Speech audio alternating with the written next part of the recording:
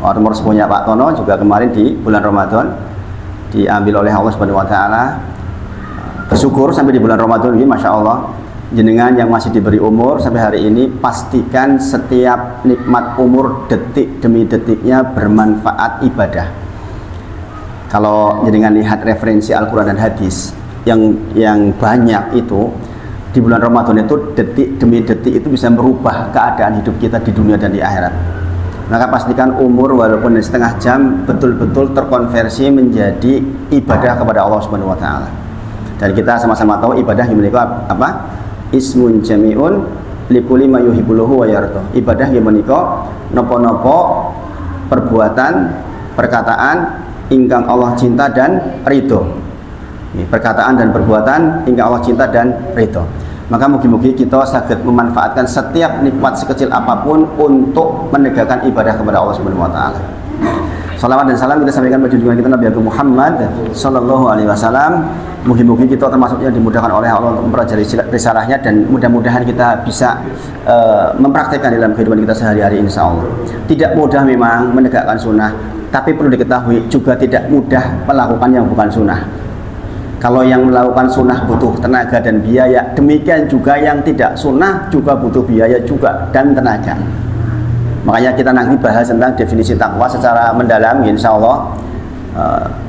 Kita lihat, saya ulang sekali lagi, karena saya yakin jenengan tidak langsung paham di pertemuan kemarin, bahwa Rasulullah bersabda, ittaqillaha haitsuma kunta, ya kan? Bertakwalah kepada Allah dimanapun kita berada. Satu.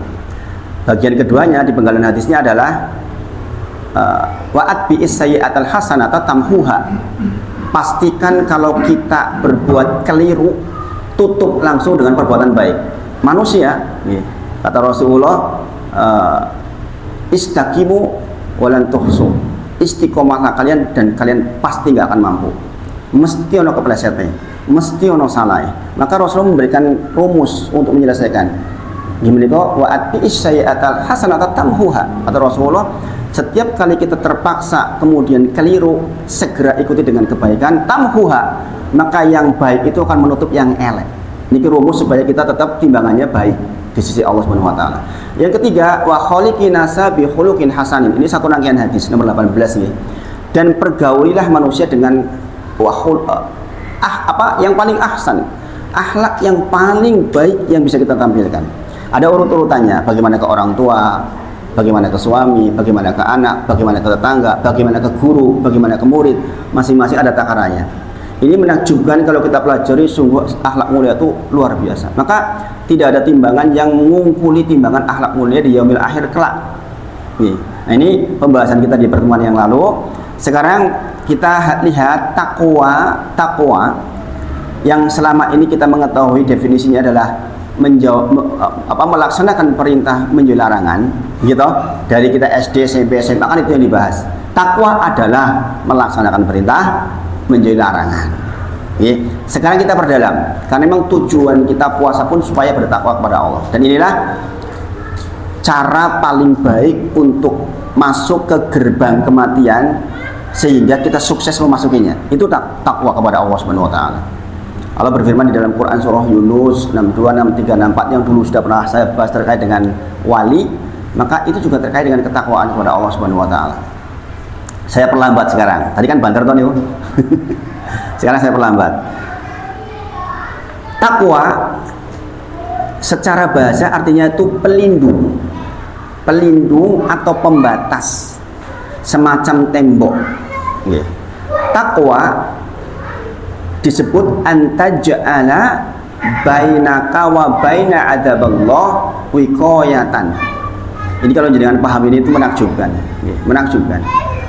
Antaja'ala, engkau menjadikan bainaka wa baina adzaballah, antara dirimu dengan adabnya Allah, wiqayatan. Wiqayah itu pembatas, pelindung. Ini kita di sini, ada neraka jahanam di sini. Supaya kita nggak keselomot neraka jahanam, maka harus ada wiqayah. Inilah takwa. Inilah takwa. Masya Allah.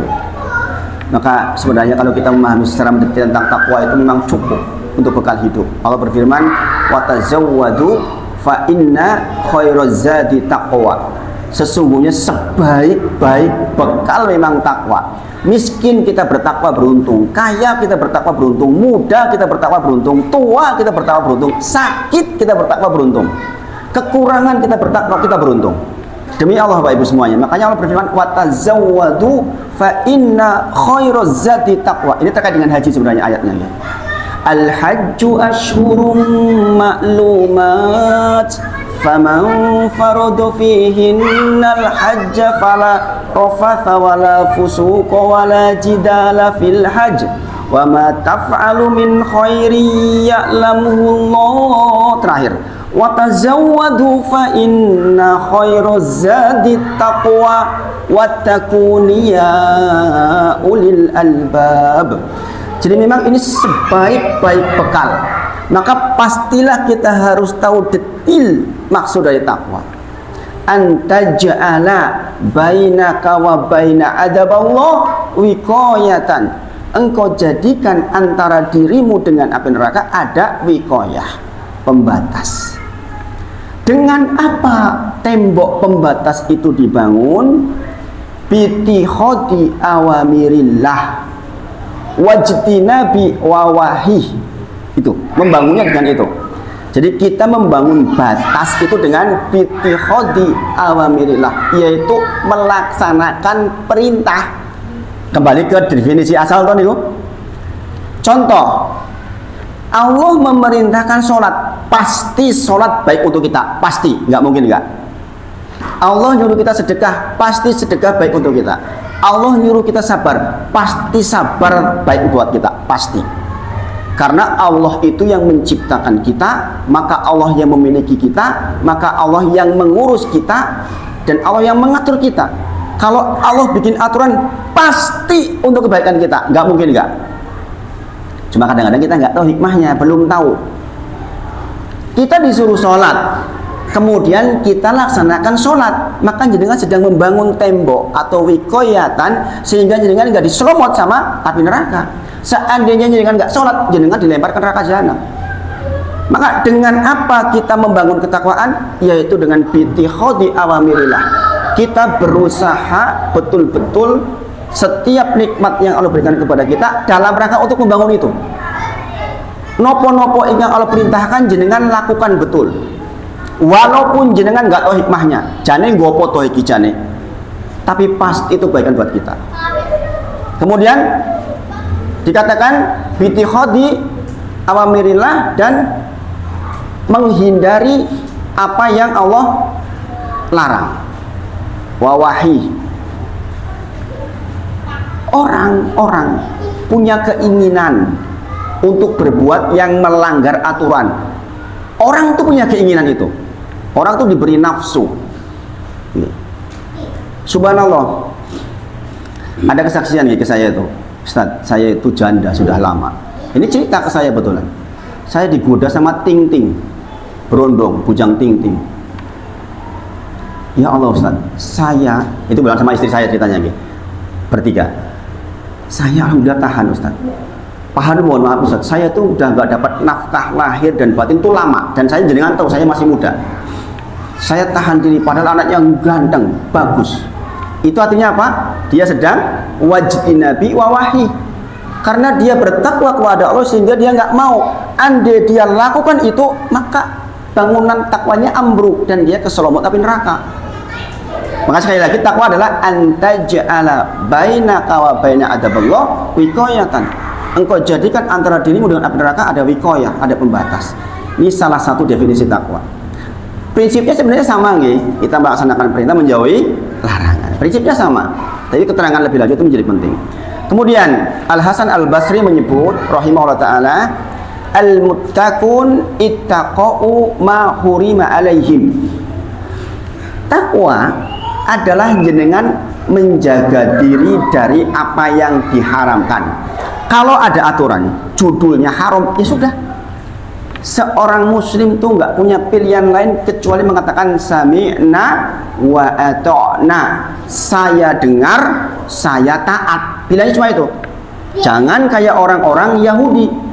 Di dalam Al-Baqarah disebutkan sami'na wa asoina. Orang Yahudi gitu. Aku krungu ning aku wegah. Subhanallah. Maka orang muslim itu sami'na wa atokna. Begitu dengar itu haram, ya sudah. Saya kalau nggak takut haram, saya pilih bergelimang uang ketika saya di perumahan. Tapi karena kematian adik saya takut. Saya khawatir masuk ke neraka jahanam. Sehingga apa-apa yang dulu sudah diperoleh, rumah semuanya hilang seluruhnya, harus ridho. Karena kalau tidak, resikonya berarti bangunan takwanya hilang. Berarti saya menggadaikan kehidupan dunia. Mungkin senang, belum tentu juga. Dengan banyak uang senang, belum tentu juga. Tapi di neraka, di akhirat jelas keselamatan api neraka. Nah, ini berarti kita betul-betul yang namanya takwa itu menjaga diri dari yang haram. Walaupun kita ingin, sekali lagi, bukan tidak ingin, kisah-kisah menakjubkan terkait dengan sesuatu yang ingin. Jenengan punya harta, punya hak kan, jenengan beli tas yang mahal, beli ini, beli itu hak jenengan. Tapi karena jenengan bertakwa, loh, masih banyak orang-orang yang butuh pertolongan. Karena jenengan bertakwa, tahan diri. Dan jenengan sedang membangun ketakwaan ini. Karena sesungguhnya Allah titipkan semuanya untuk jenengan dalam rangka untuk bangun ini loh, supaya jenengan tidak keselamat api neraka. Apapun titipan berupa apapun. Makanya sering saya katakan nikmat itu titipan. Yang namanya titipan pasti akan ditanyakan peruntukannya untuk apa, pasti akan datang waktunya. Sekarang yaumul amal, sekarang itu hari beramal, besok yaumul hisab. Apa yang kita amal hari ini dihisab di sana, baik atau buruknya, kemudian ditimbang. Setelah ditimbang, bagaimana keadaan kita, ketahuan dari timbangan itu. Subhanallah. Kemudian dikatakan wa adau mafturidu alaih, dan panjenengan betul-betul menjaga diri, menunaikan apa yang diwajibkan atas jenengan. Pokok enek wajib atau sunnah abote koyo opo ya dilakoni, itu takwa. Jadi bukan nggak apot memang. Lo ninggal ke kekayaan tuh nggak mudah. Hidup menjadi semuanya harus sederhana, itu nggak mudah Bapak Ibu semuanya. Makanya di antara orang yang perlu dikasihani katanya orang yang jatuh miskin. Nek biasa miskin ngono. Kalau orang tadinya berkecukupan tiba-tiba jatuh miskin, dalam syariat Islam wajib dikasihani orang ini nih. Kenapa? Memang tidak mudah. Saya mengalami itu. Memang tidak mudah. Tidak mudah. Dan ini kejadian ini kemarin ada teman juga datang, masya Allah, ini orang masya Allah. Datang ke saya, Ustadz, di depan saya uang 10 miliar di meja saya. Disuruh mengurus sebuah kasus punyanya Mr. X, orang yang sangat berpengaruh di Jogja, dengan aset hampir 550 miliar. Di depan saya 10 miliar di meja saya. Telepon saya, Ustaz, gimana ini saya lagi butuh banget uang, bayar SPP anak aja nggak bisa nih, di pondok anaknya 2. Orang ini yang di depan mejanya 10 miliar bayar SPP raiso. Bayangin, saya sikapnya harus bagaimana? Tahan diri, saya bilang, tahan diri, jangan diambil. Bayangin, ini orang punya aset sebenarnya, kalau dijual juga miliaran. Di Kembaran sini punya aset nilainya mungkin sekitar hampir 2 miliaran, rumah bagus, rumahnya masya Allah, tapi belum laku. Bayangin Bapak Ibu semuanya, kalau nggak bertakwa, selesai waktu itu dia rela.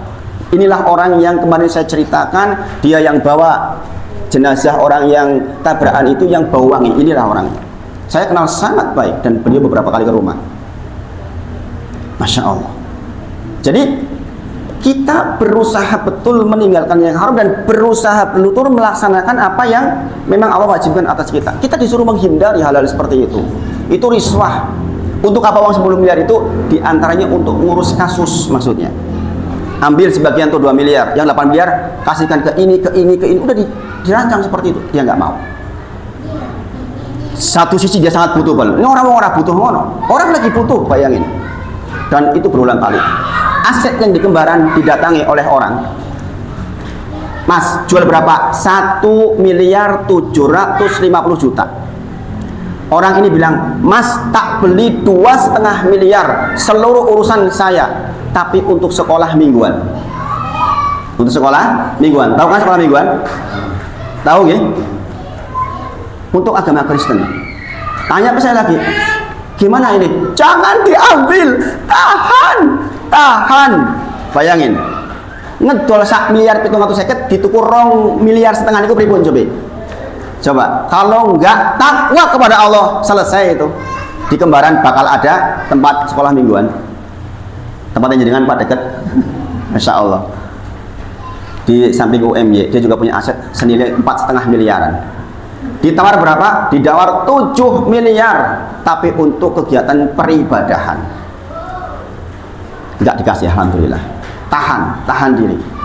Maka betul-betul agama Islam itu butuh kerja tim. Saya merasakan betul setelah turun ke dunia dakwah. Kita tuh butuh kerja tim. Ada yang dengan tenaganya, ada yang dengan ilmunya, ada yang dengan mungkin ikhlasnya berdoa. Saya merasakan ketika Amar jatuh, kemudian lamanya juga jatuh, seperti itu katanya harus operasi ini itu. Saya yakin salah satu di antara dengan doanya itu ikhlas karena Allah sehingga makbul. Sehingga yang tadinya mau operasi besar, dua-duanya enggak jadi operasi besar, Masya Allah. Tadinya kan mau operasi fraktur tulang plus perut. Bayangin kalau iya, berapa puluh juta. Mau uang dari mana coba? Tapi Allah izinkan, Masya Allah. Nah ini di antara definisi takwa. Kemudian definisi lain takwa, anta'mala bi ta'atillah ala nuri minallah. Bapak Ibu semuanya jangan perlu tahu, ini jarang-jarang dibahas oleh asatid. Jarang-jarang takwa begini dibahas seperti ini. Ini termasuk dulu di Mahat itu termasuk agak dalam seperti ini. Saya sampaikan ke jenengan, berharap jenengan pun pinter betul. Di antara definisi takwa adalah anta'mala, engkau bertaat kepada Allah ala nuri minallah, di atas cahaya dari Allah. Maksud cahaya apa? Ilmu maksudnya. Begitu banyak orang yang taat, merasa taat, tapi tidak di atas ilmu. Bayangkan laki-laki diundang, mohon maaf, tetangganya yang juga bukan sunnah, dia mewajibkan dirinya berangkat. Kalau nggak berangkat malu, nggak enak. Diundang sama Allah, melung-melung suaranya di masjid, nggak berangkat itu, dia nggak mengatakan saya nggak enak sama Allah diundang. Kok bisa? Makanya taat itu di atas cahaya, di atas ilmu. Nggak bisa, kalau nggak keliru. Rasulullah bersabda, man amila amalan laisa alaihi amruna fawaradun.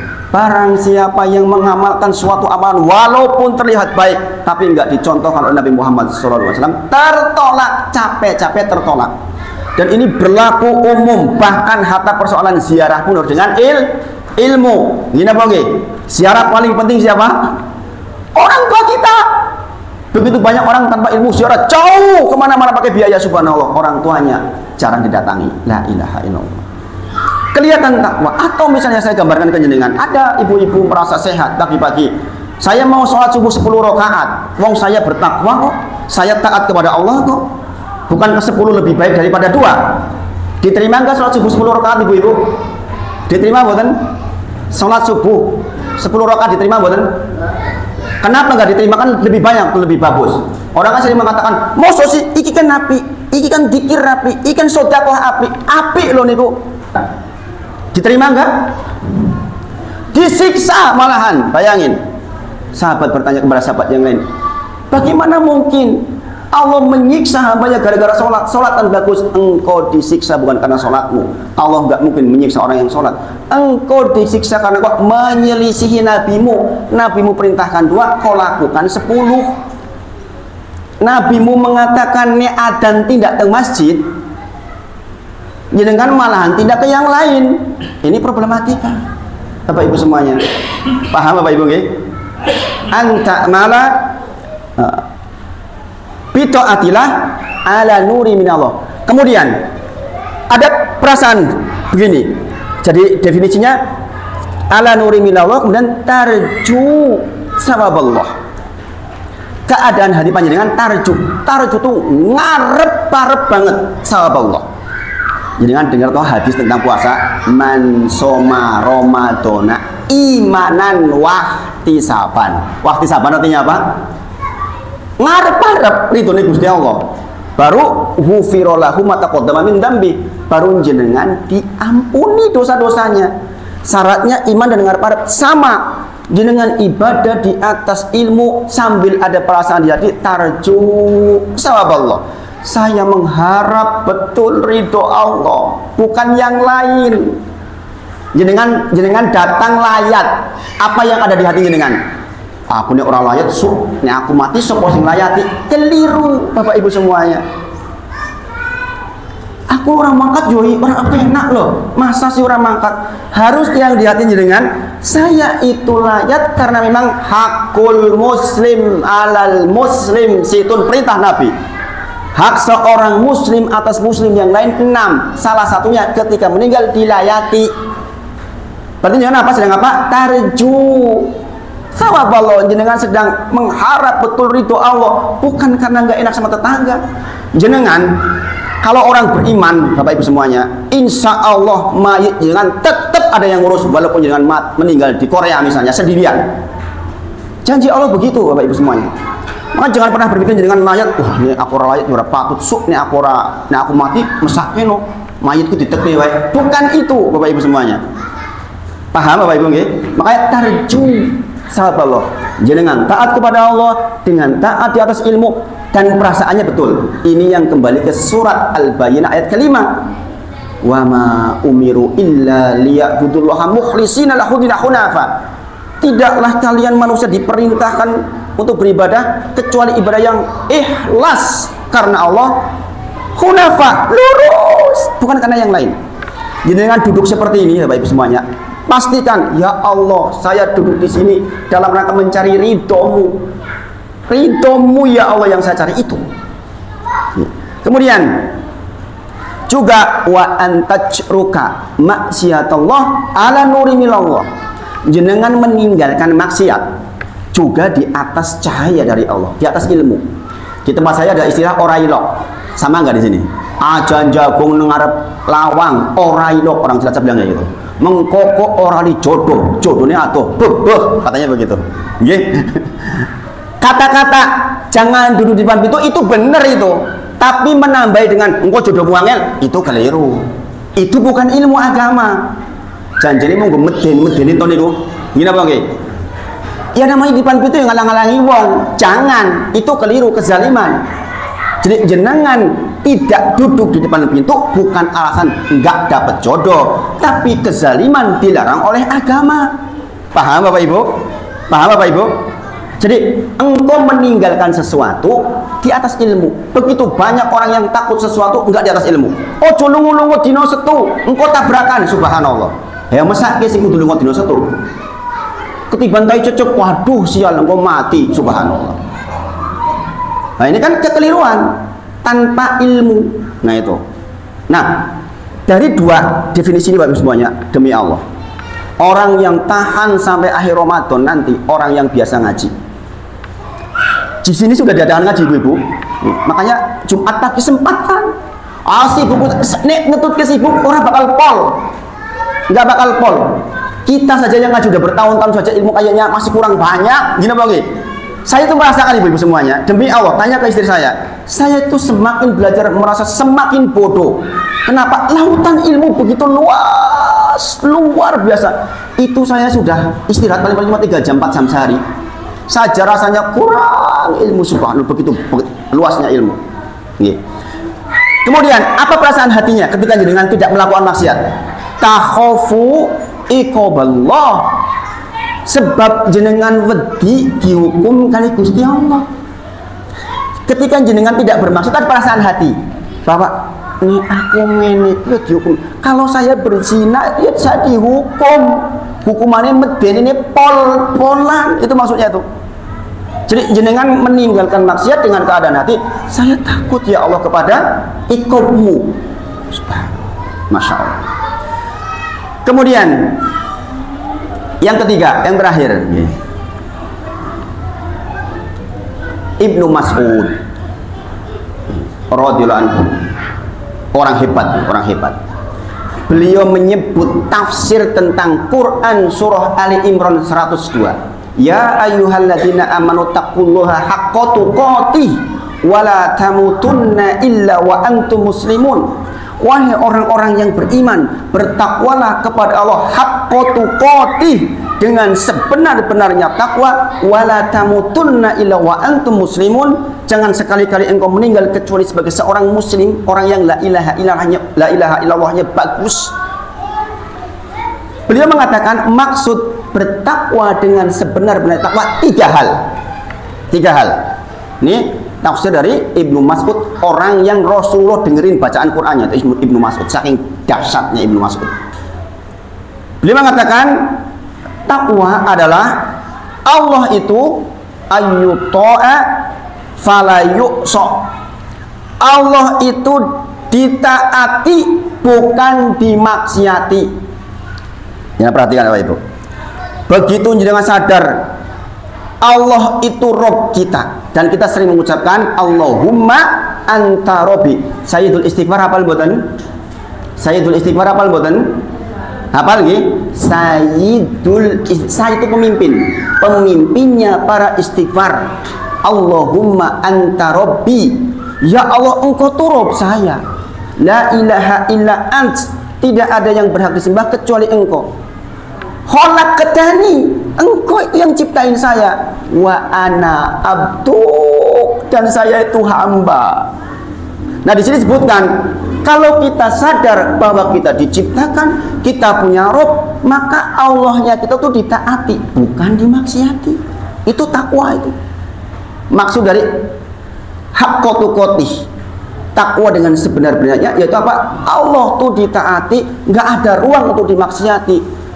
Bayangkan sekarang, subhanallah, masya Allah. Nah, saya hubungkan dengan surah Al-Infitar ayat 6 insya Allah di bagian akhir. Yang kedua, wa ayud karo falayunsa, Allah tuh diingat, bukan dilupakan. Banyak orang yang pura-pura ingat di kala rame, nek dewean lali. Maka kembali ke rumus latakun waliyan waliyan lillah fil alaniyah. Jangan engkau pura-pura menjadi walinya Allah ketika rame. Banyak orang ketok alim, moco Quran, maring anake dilus-lus, bareng nang omah dhewean, aduan fisariroh. Engkau menjadi musuhnya Allah ketika sendirian. Nang mana itu? Ini keplak ya, subhanallah. Subhanallah. Nek wong oke jenengan pura-pura baik, pura-pura bagus, jaim betul, takut dinilai buruk, pas dhewean. Seharusnya tidak begitu. Orang takwa itu justru ketika sendirian dia lebih berkualitas dibandingkan ketika ramai. Masya Allah. Masya Allah. Kemudian wa ayuskaro fala yukfaro di bagian ketiga. Allah itu disyukuri, bukan dikufuri. Maka sebagai penutup Bapak Ibu semuanya, Quran surah Al-Infitar ayat 6. Ya ayyuhal insan ma gharraka bi rabbikal karim, kata Allah. Ini ya Allah, Bapak Ibu, kalau jangan baca tafsirnya nangis demi Allah. Ini juz 30 nih. Wahai manusia, kata Allah. Ini lembut banget Allah nih. Ya ayyuhal insan ma gharraka bi rabbikal karim. Apa toh yang membuat kalian itu terhambat untuk bersyukur kepada aku, padahal saya itu karim, saya itu udah baik banget sama kalian. Saya dapat cerita dari Pak Tono nih. Untuk beli oksigen berapa Pak Tono? 120.000 nih satu, hanya bertahan 4 jam. 4 jam.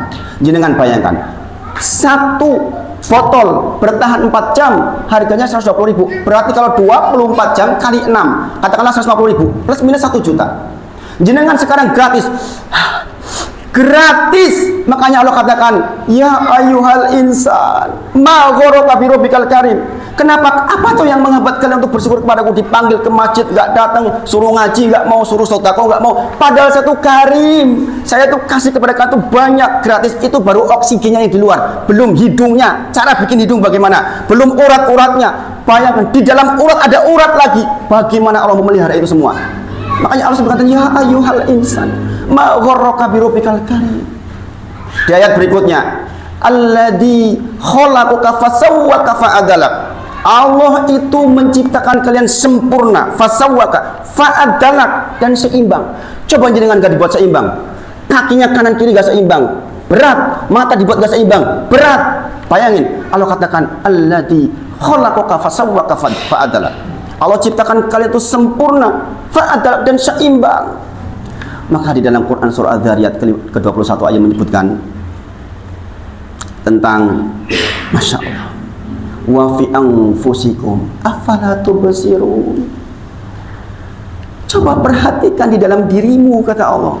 Afala tubsirun, apa kalian nggak perhatikan? Mata kita bisa melihat, tangan kita bisa bergerak, kita diberi rizki dari luar, pekerjaan kita berjalan, perdagangan berjalan, Pak Tono, Masya Allah. Allah yang datang konsumen ke Pak Jenengan. Apa yang menghambat kita untuk bersyukur kepada Allah Subhanahu wa taala? Ini Ibnu Mas'ud radhiyallahu anhu menyebut terkait dengan ya ayyuhalladzina amanu taqullaha haqqa tuqatih wa la tamutunna illa wa antum muslimun. Seperti ini Bapak Ibu semuanya. Mudah-mudahan bisa menjadi pengingat buat kita semua dan untuk sanggup sampai sepanjang 11 bulan ke depan. Maka ngaji ibu-ibu yang belum ngaji mingguan, ngaji ibu-ibu. Mumpung masih diberi hidup, mumpung masih diberi waktu, karena ngaji itu bermanfaat. Mudah-mudahan bermanfaat. Wa akhiru da'wana alhamdulillahirabbil alamin. Assalamualaikum warahmatullahi wabarakatuh.